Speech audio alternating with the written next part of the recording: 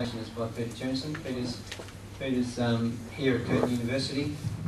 He's the science director in our positioning program, and he'll be talking to you today about a particular facet of that program, which is around precise point positioning. Thanks, Phil. Good morning, everybody. What I will do is give a brief overview of the positioning program, its structure, the different projects that we have, how they are interrelated. From then on, give a sort of direction of in which direction the research is going. The positioning project, in it we have one very ambitious vision, and that is developing instantaneous positioning anywhere, anytime, with the highest possible accuracy and integrity. And this very ambitious vision, this goal that we have, is based on two important drivers, two important developments which are nowadays ongoing. That is the development of the National Positioning Infrastructure, the NPI. And later on, at the end of my presentation, Phil will say a few words about that. And the second important driver is the current developments in the field of global navigation satellite systems. And based on those two drivers, they really form the foundation of the design of our positioning program, which we have designed with different projects which are interlinked, and later on in my presentation I will come back to those projects. But first, what I would like to do is to give you some idea about the current developments in the field of global navigation satellite systems. So here we have a global map, and of course everybody of us knows or is familiar with GPS, the American Global Positioning System, which is the oldest one, became operational in 1993. But it's now undergoing a very important modernization. It's going to be developed from a current dual frequency system to a triple frequency system, thus improving positioning capabilities. Next to the American system, the Europeans are developing their global navigation satellite system called Galileo. Currently there are 4 satellites of Galileo orbiting the Earth, but the plan is to have in 2018 a full operational capability of 30 satellites.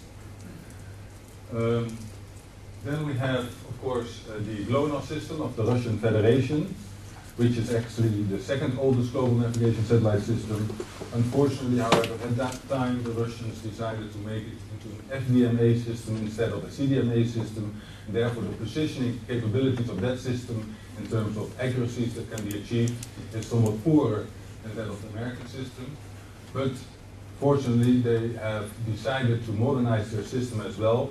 So now the new satellites, which are going to be launched with the Russian GLONASS system, will also have the CDMA capability and therefore improved positioning capability. And also that system, in its modernized form, will be fully operational in the year 2020. Then we have, let's say, the new kid on the block, the Chinese system, which is under development, originally named Compass, but now the formal and official name is Beidou. And the Beidou system will be fully operational in 2020 as well, with 30 satellites. But a very important thing, and in particular for our positioning applications in Australia, is that this system is built up in phases, and it has just finalized its second phase of development, meaning that its regional capability in the Asian Pacific region is fully operational.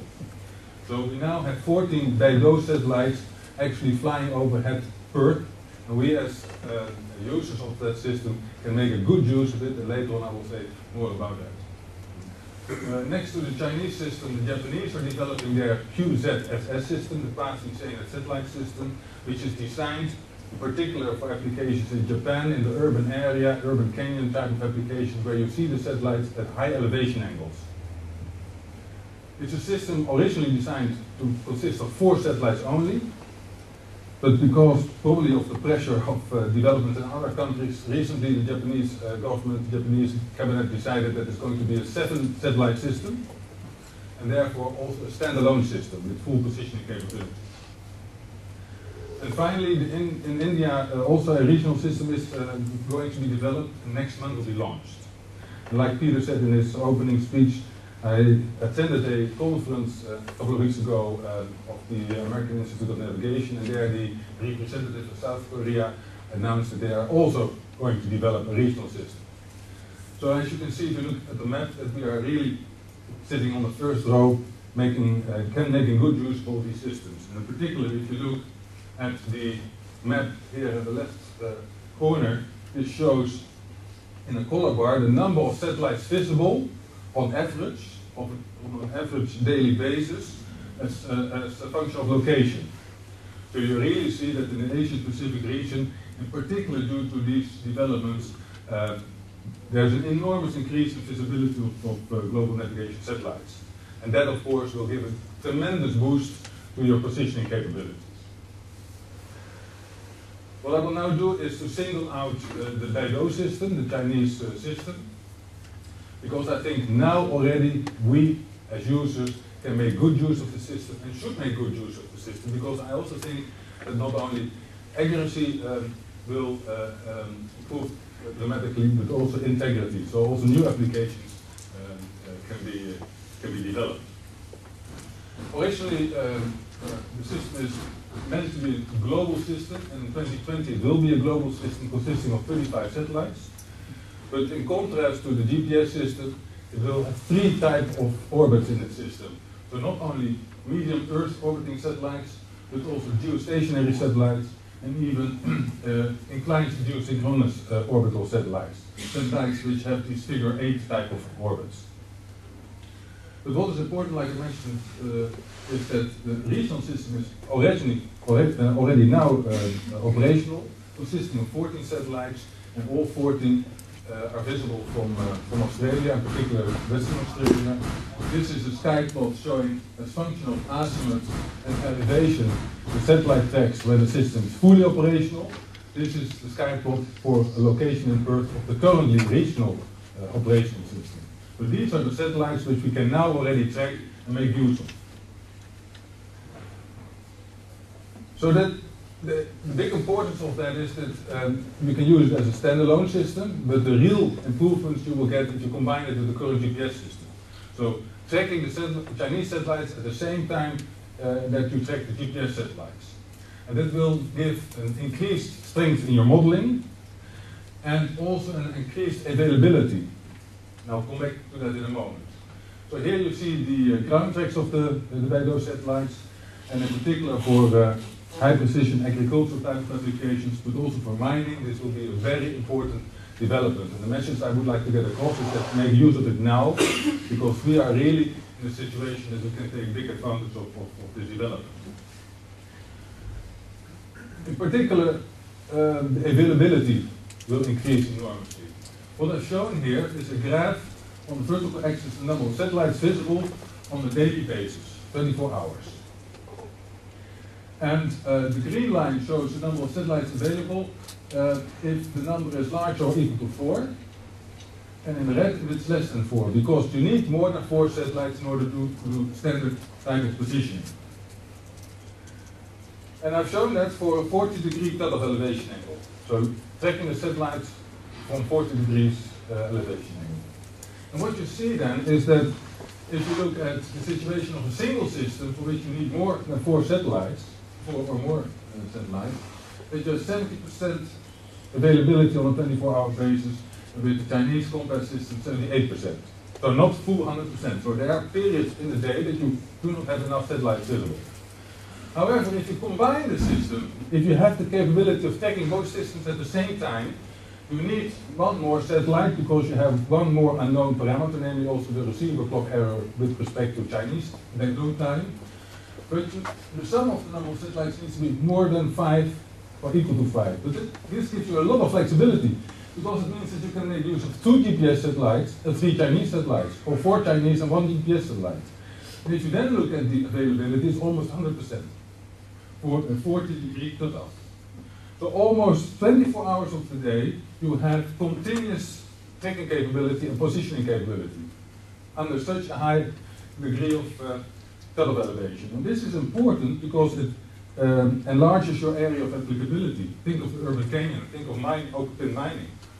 But also, we know all when you use GPS, and in particular with low elevations, you have multipath problems, severe multipath problems.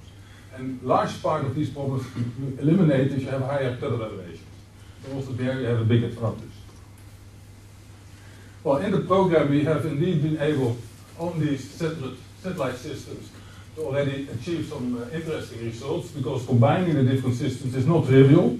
You have to take care of so-called inter-system biases, and we have been able in our positioning program to calibrate them between the American and the European satellite systems, and be able to come up with a calibration table which you would need if you mix different receivers. For instance, if you would use receivers from different manufacturers, you need such a calibration table in order to combine GPS and Galileo.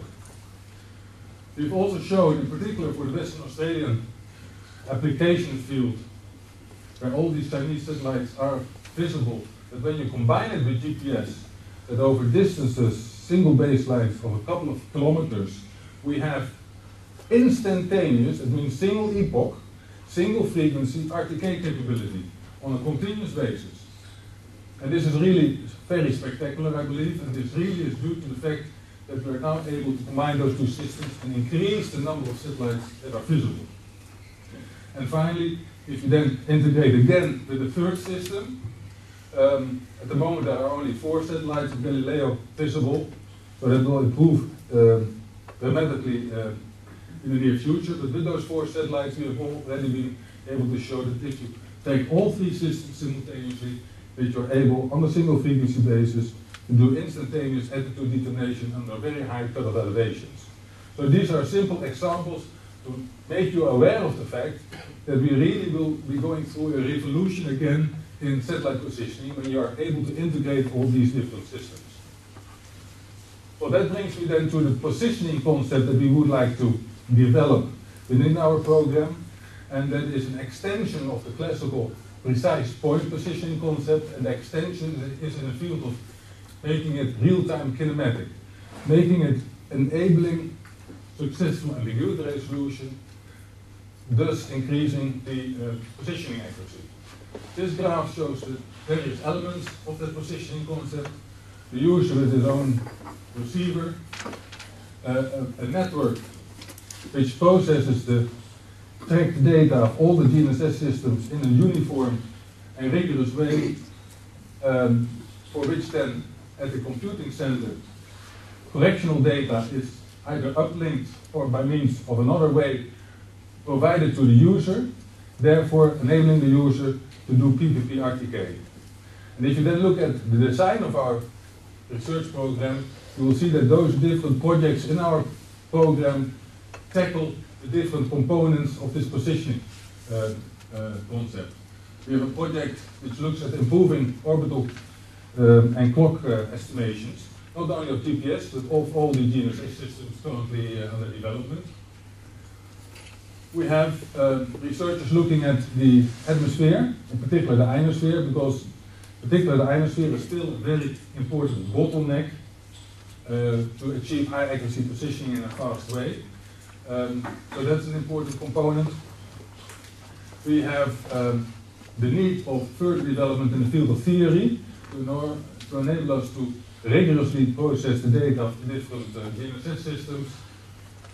We have a project which looks at what is the best way of getting those corrections to the user. An example is making use of the LEX signal of the Japanese QZSS system, for instance. And then finally, we indeed hope to achieve these two orders of magnitude when applying this concept. So this is the direction in which the program is going, and also the development of the software component of this system, what we refer to as analysis system and software, is an important component of this research. And the ideas we have in that field and how it relates to the national positioning infrastructure development is something Phil will say a few words about. Very, very briefly, I just wanted to, I guess, use this program as an illustration of how the CRC research is also focused on the utilisation component of delivering the research outputs and on the impact of the research. So I've got 2 slides, one about utilisation and the other about impact. On the utilisation front, Peter mentioned the analysis centre software. So I'm sure everybody will understand that in order for this user to get real-time centimetre level positioning anytime, anywhere, there's a massive amount of processing needs to be done. And really the research program that we're undertaking in the CRC in the positioning domain is encapsulated in the processing engine, and we've labelled it the Analysis Centre software, for the want of a better term. And we now have running in parallel with the research program a utilisation activity which will see a separate source of funding that is not CRC funding, not entirely anyway, but majority funded by our partners, to put in place a team of a technical lead and some software developers who will work alongside of our researchers, taking the research code that they develop and translating that into a computing capability that will sit at the Analysis Centre software, which will be probably housed by GA and supported by GA.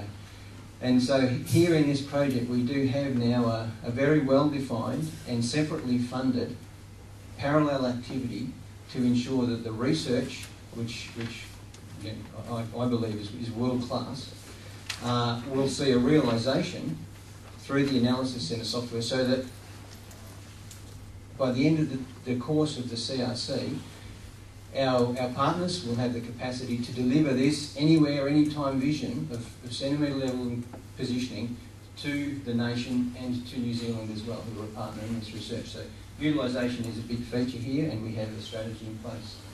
And just briefly and finally, Peter mentioned the National Positioning Infrastructure concept. That was an idea that was developed way back at the time of the CRC bid, and it's flowed through the formulation of the research program, and it has now been encapsulated in the recently released Australian Satellite Utilisation Policy, which was launched by Senator Kate Lundy on the 9th of April this year at Mount Stromlo, and embedded within the document. So this is a policy that has been signed off by all the governments of Australia. Embedded within that document is the notion of a national positioning infrastructure, and the mandate given to Geoscience Australia to be the national agency to deliver the national positioning infrastructure. And embedded within that concept is the research that the CRC program is delivering to ensure this centimetre level capability across the nation. So there's tangible evidence of impact here, documented, recorded in the Satellite Utilisation Policy, and its companion document, which is the National Positioning Infrastructure Plan. So there's a document that sits behind that policy that explains how the National Positioning Infrastructure will actually be delivered.